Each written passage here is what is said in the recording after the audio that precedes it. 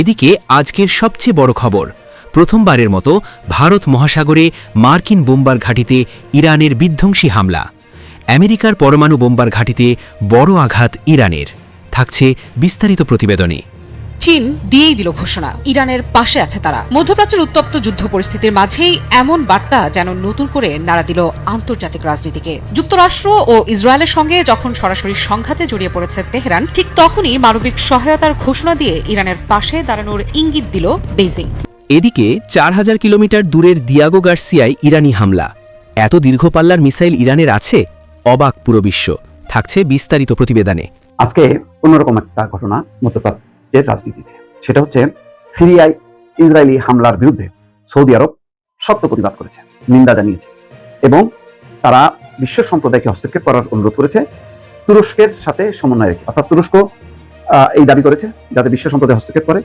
এদিকে ইরানের নতুন মারণাস্ত্র নাসরাল্লাহ মিসাইল ছুড়ে শীর্ষ নেতাদের হত্যার প্রতিশোধ নিচ্ছে ইরান।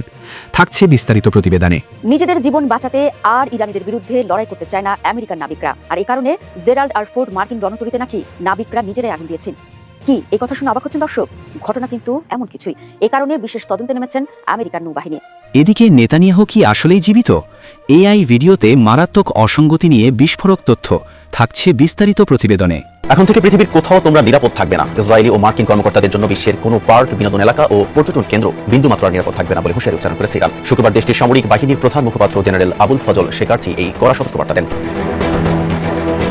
ইরানের রাষ্ট্রীয় টেলিভিশনে প্রচারিত এক আনুষ্ঠানিক বিবৃতিতে শেকারচি শত্রুদের উদ্দেশ্য করে বলেন, বিশ্বের যে প্রান্তেই হোক না কেন, এখন থেকে তোমাদের সম্পর্কে আমাদের কাছে থাকা নিখুঁত গোয়েন্দা তথ্যের ভিত্তিতে পার্ক, বিনোদন কেন্দ্র ও পর্যটন গন্তব্যগুলোর কোথাও তোমরা আর নিরাপদ থাকবে না। এই ঘাঁটি থেকে ইরানের ওপর ২৪ ঘন্টায় শকুনি নজরদারি করেন ডোনাল্ড ট্রাম্প, যেখানে থাকে মার্কিন B2, B1 এবং 52-র মতো পরমাণু অস্ত্র বহনকারী বোম্বার। সেখানেই এবার প্রথমবারের মতো আঘাত হানল মোজতবা আলী খামেনির বাহিনী। প্রথমবারের মতো ভারত মহাসাগরে অবস্থিত যুক্তরাজ্যের যৌথ সামরিক ঘাঁটি দিয়েগো গার্সিয়া লক্ষ্য করে ছুড়েছে শক্তিশালী মাঝারি পাল্লার ব্যালিস্টিক মিসাইল IRBM।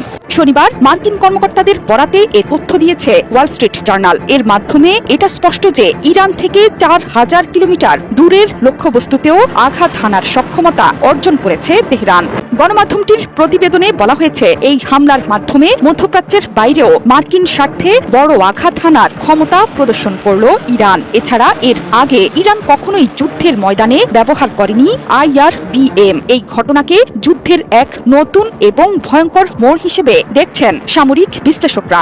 যদিও পশ্চিমা গণমাধ্যমগুলো বলছে ইরান দিয়েগো গার্সিয়া ঘাঁটি লক্ষ্য করে দুটো মাঝারি পাল্লার মিসাইল ছুড়েছে। এর মধ্যে একটি মিসাইল মাঝ আকাশে যান্ত্রিক ত্রুটির কারণে বিধ্বস্ত হয়েছে। অন্য মিসাইলটিকে মার্কিন নৌবাহিনীর যুদ্ধজাহাজ SS-3 ইন্টারসেপ্টর মিসাইল দিয়ে লক্ষ্যবস্তু করা হয়েছিল। যদিও মার্কিন প্রতিরক্ষা বিভাগ এখন পর্যন্ত নিশ্চিত করতে পারেনি মিসাইলগুলো সফলভাবে ধ্বংস হয়েছিল কিনা। তবে এটা নিশ্চিত যে ইরান থেকে প্রায় ৪,০০০ কিলোমিটার দূরের কোনো লক্ষ্যবস্তুতে আঘাত হানার মতো সক্ষমতা অর্জন করতে সক্ষম হয়েছে তেহরান। ভারত মহাসাগরের ব্রিটিশ শাসিত চাগস দ্বীপপুঞ্জের অংশ দিয়েগো গার্সিয়া দ্বীপ তেহরান থেকে প্রায় ৫,২৫০ কিলোমিটার দূরে অবস্থান করছে। কৌশলগত এই দ্বীপটি মার্কিন সামরিক বাহিনীর অত্যন্ত গুরুত্বপূর্ণ কেন্দ্র। এখান থেকে B2, B1 এবং B52-র মতো দূরপাল্লার বোমারু বিমান, পারমাণবিক সাবমেরিন এবং গাইডেড মিসাইল ডেস্ট্রয়ার পরিচালনা করে মার্কিন বাহিনী। ভিয়েতনাম, ইরাক, আফগানিস্তান যুদ্ধেও বড় ভূমিকা রেখেছিল দিয়েগো গার্সিয়া। ইরানের পররাষ্ট্রমন্ত্রী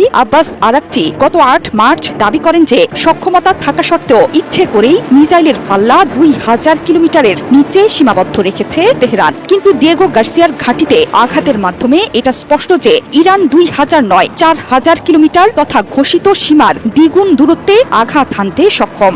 বিশেষজ্ঞরা বলছেন, দিয়েগো গার্সিয়ায় হামলার মাধ্যমে মূলত যুক্তরাষ্ট্রকে হুঁশিয়ারি সংকেত পাঠিয়েছে ইরান। বর্তমানে মধ্যপ্রাচ্যে চলমান নজিরবিহীন সামরিক তৎপরতা ভারত মহাসাগরীয় অঞ্চলের নিরাপত্তা সমীকরণকেও পুরোপুরি বদলে দিতে পারে বলে শঙ্কিত সামরিক বিশেষজ্ঞরা।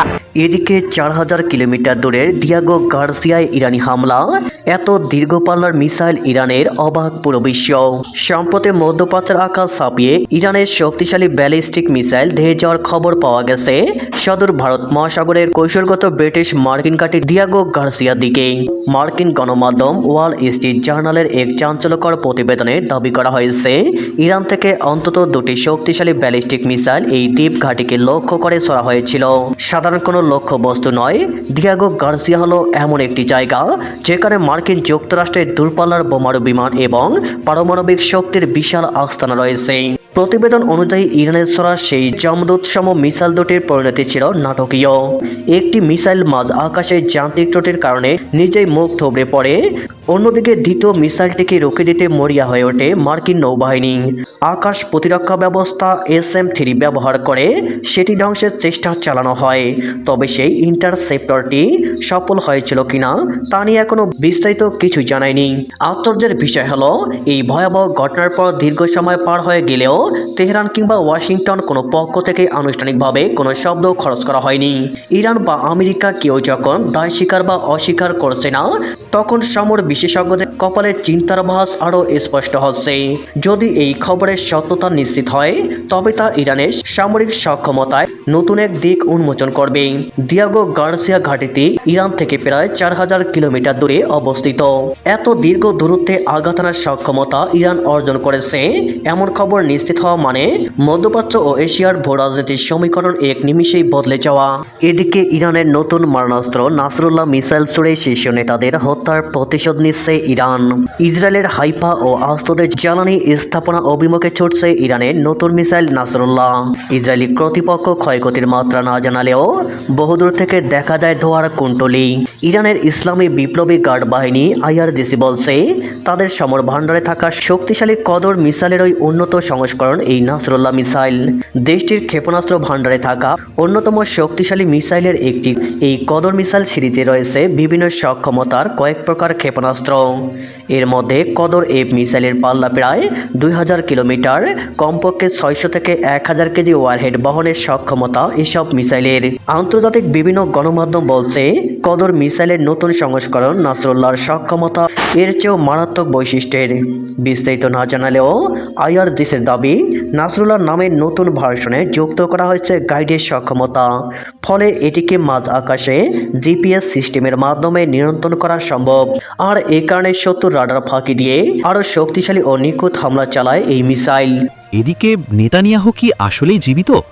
AI ভিডিওতে মারাত্মক অসঙ্গতি নিয়ে বিস্ফোরক তথ্য। ইসরায়েলি প্রধানমন্ত্রী বেনিয়ামিন নেতানিয়াহুর শারীরিক অবস্থা নিয়ে নতুন করে বিতর্ক শুরু হয়েছে। আমেরিকান অনুসন্ধানী সাংবাদিক এবং ট্রুথ ইন মিডিয়ার CEO বেন সোয়ান দাবি করেছেন যে নেতানিয়াহু সম্ভবত আর বেঁচে নেই। তার সাম্প্রতিক ভিডিওগুলোতে কৃত্রিম বুদ্ধিমত্তা বা AI ব্যবহারের বেশ কিছু মারাত্মক ভুল ধরা পড়েছে বলে তিনি উল্লেখ করেন। বেন সোয়ান তার বিশ্লেষণে দুটি বিশেষ পয়েন্ট তুলে ধরেছেন যা ভিডিওটিকে সন্দেহজনক করে তুলেছে। ভিডিওর এক পর্যায়ে দেখা যায় নেতানিয়াহু যখন পোডিয়ামে হাত রাখছেন তখন তার স্যুটের ভেতর থেকে শার্টের হাতা বা কাফ আচমকা বড় হয়ে যাচ্ছে। সোয়ানের মতে এটি একটি সিগন্যাল যা প্রমাণ করে ভিডিওটি AI দ্বারা তৈরি।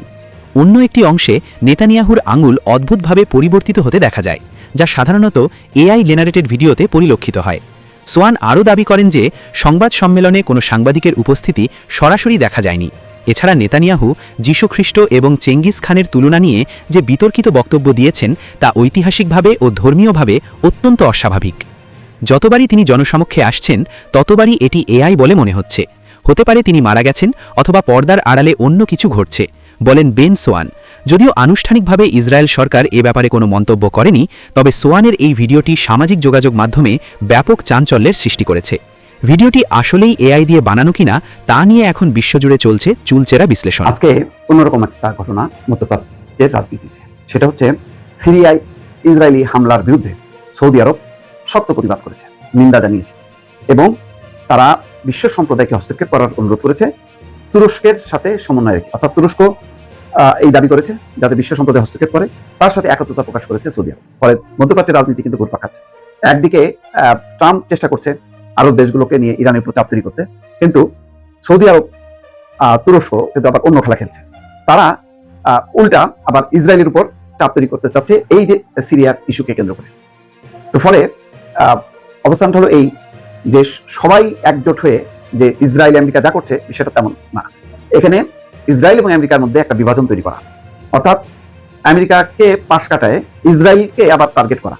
যে টার্গেট করছে ইরান, ঠিক একইভাবে সৌদি আরব তুরস্কও কিন্তু আবার ইসরায়েলের সাথে একাত্মতা প্রকাশ করতে চাচ্ছে না। ফলে নানামুখী এখন খেলা চলছে। এই খেলাধুলার মধ্যে ইসরায়েলি বাহিনীর উপর একদিনে হিজবুল্লাহ রেকর্ড 55টা হামলা করছে, যেখানে লেবাননের মধ্যে ঢুকে গেছে স্থল বাহিনী, ব্যাপক হামলা চালাচ্ছে। সেখানে হিজবুল্লাহও কিন্তু পাল্টা হানা দিচ্ছে। প্রথম খবরটা বলি যে সিরিয়ায় সামরিক ঘাঁটিতে ইসরায়েলের হামলার তীব্র নিন্দা জানিয়েছে সৌদি আরব। রিয়াদ এই হামলাকে আগ্রাসন হিসেবে আখ্যায়িত করে এর বিরুদ্ধে বিশ্ব সম্প্রদায়কে হস্তক্ষেপে তুরস্কের আহ্বানে একাত্মতা প্রকাশ করেছে। ইসরায়েলি সামরিক বাহিনী শুক্রবার বলেছে, সিরিয়ার দক্ষিণাঞ্চলে হামলা চালিয়েছে তারা। সুয়েদা প্রদেশে দ্রুজ সম্প্রদায়ের উপর হামলার প্রতিক্রিয়ায় এই পদক্ষেপ নেওয়া হয়েছে দাবি করে ইসরায়েল বলছে তারা দ্রুজদের সুরক্ষায় কাজ চালিয়ে যাবে। বার্তা সংস্থা এফপির প্রতিবেদনে বলা হচ্ছে, শনিবার সৌদি পররাষ্ট্র মন্ত্রণালয় এক বিবৃতিতে বলেছে, আন্তর্জাতিক আইন এবং সিরিয়ার সার্বভৌমত্বের চরম লঙ্ঘন করে ইসরায়েল যে নগ্ন আগ্রাসন চালিয়েছে তার নিন্দা জানাচ্ছে সৌদি আরব। সৌদি পররাষ্ট্র মন্ত্রণালয়ের আন্তর্জাতিক সম্প্রদায়কে ইসরায়েলের আন্তর্জাতিক আইন এবং রীতিনীতি লঙ্ঘনের অবসান ঘটানোর আহ্বান জানিয়েছে। এদিকে তুরস্ক পররাষ্ট্র মন্ত্রণালয় ইসরায়েলি হামলাকে বিপজ্জনক উস্কানি হিসাবে বর্ণনা করে বলেছে, আন্তর্জাতিক সম্প্রদায়কে অবশ্যই এটি বন্ধ করতে হবে।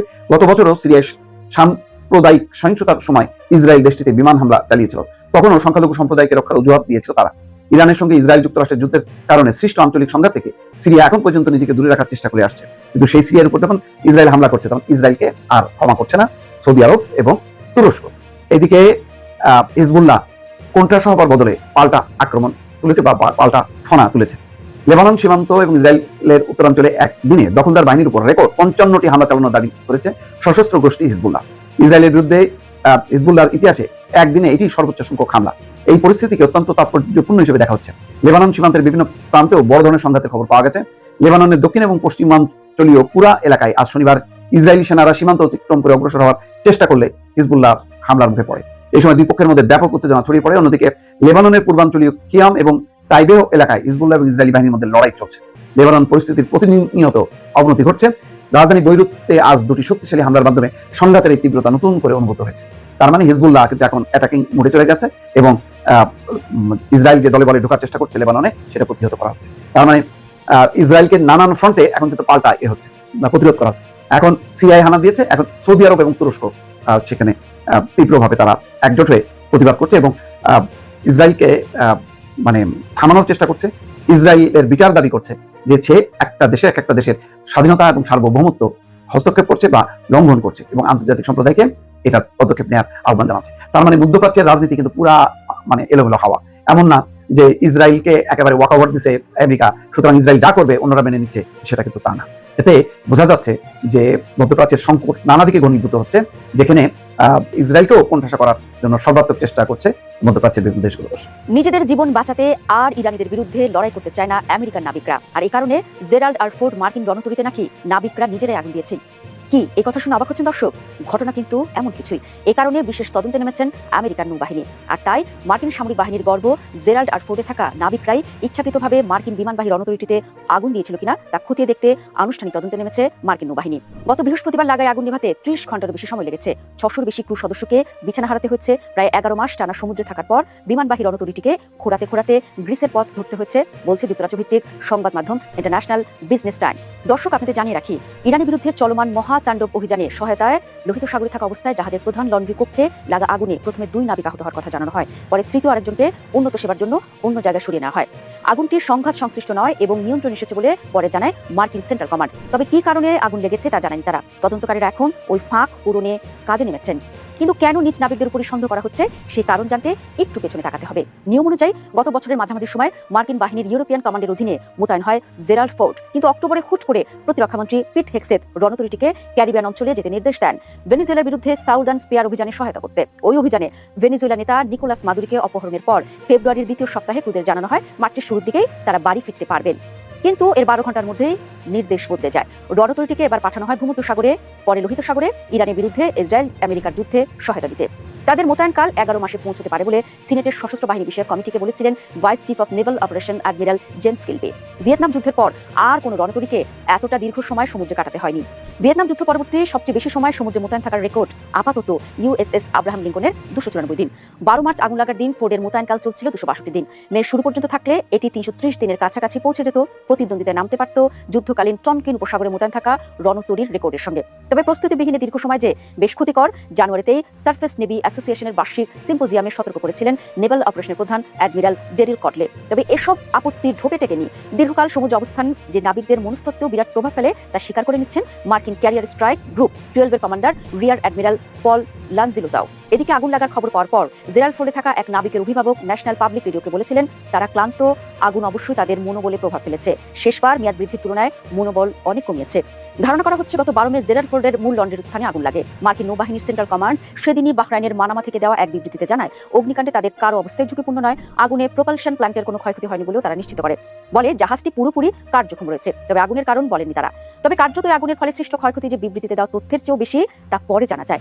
মঙ্গলবার নেভি টাইমস জানায় আগুন বায়ু চলাচল ব্যবস্থার মাধ্যমে ছড়িয়ে পড়ে এবং ঘুমানোর কক্ষগুলোর এতটাই ক্ষতি করে যে 600-র বেশি নাবিক মেঝে ও টেবিলে ঘুমাতে বাধ্য হন। এই ঘটনা নিয়ে তদন্তে যে অগ্নিসংযোগের বিষয়টিও থাকছে তা পরে গ্রিক সংবাদ সংস্থা কাথি মেরিনি সহ অন্যান্যরা জানায়। এর অর্থ কোনো ক্রু সদস্য ইচ্ছাকৃতভাবে আগুন লাগিয়ে জাহাজটিকে বন্দরে ভিড়তে এবং লম্বা মোতায়েনকালের ইতি টানতে বাধ্য করেছে কিনা তদন্তকারীরা এখন আরও অনেক কিছুর পাশাপাশি সেটাও খতিয়ে দেখবেন। গ্রিট বন্দরে ভেড়ার পরিকল্পনার বিষয়ে সরাসরি অবগত একাধিক সূত্র জানিয়েছে তদন্ত যে এই বিষয়টি খতিয়ে দেখা হবে তা নিশ্চিত হওয়া গেছে।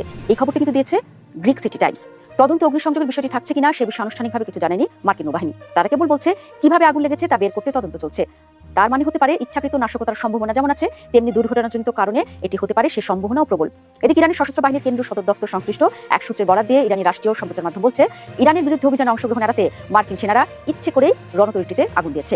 মার্কিন নৌবাহিনীর ভেতর অসন্তোষের মাত্রা ছড়িয়ে দেওয়ার লক্ষ্যে তেহরান এ ভাষ্য বাজারে ছাড়তে পারে। তবে একাধিক স্বাধীন পশ্চিমা সংবাদ মাধ্যম জানিয়েছে ইরানের ভাষ্যকে বিবেচনায় না নিয়ে নাশকতার সম্ভাবনা খতিয়ে দেখছে মার্কিন তদন্তকারী।